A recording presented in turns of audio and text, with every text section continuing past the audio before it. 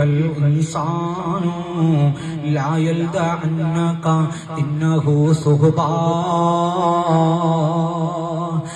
മഹാന്മാര് വിവരിക്കുകയാണ്, നാവിനെ നന്നായി സൂക്ഷിച്ചോ, അതേ ഉപയോഗിക്കേണ്ട സ്ഥലത്ത് മാത്രം ഉപയോഗിച്ചാൽ മതി, അല്ലാത്ത സമയത്തും നിങ്ങളുടെ നാവിനെ സൂക്ഷിച്ചോ.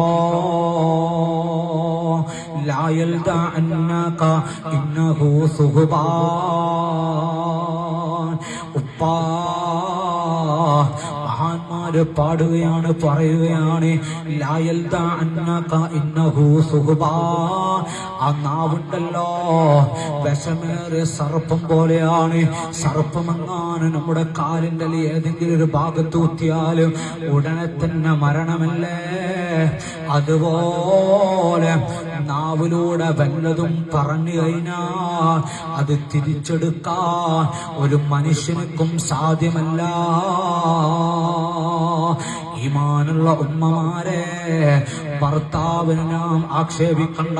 തൊട്ടടുത്തുള്ള അയൽവാസികൾക്ക് ഭർത്താവ് വല്ലതും കൊണ്ടുപോയി കൊടുക്കുമ്പോൾ ആ തൊട്ടടുത്തുള്ള അയൽവാസി പെണ്ണോ നിങ്ങളോട് വന്ന് പറഞ്ഞാൽ അത് സന്തോഷിക്കുകയാണ്.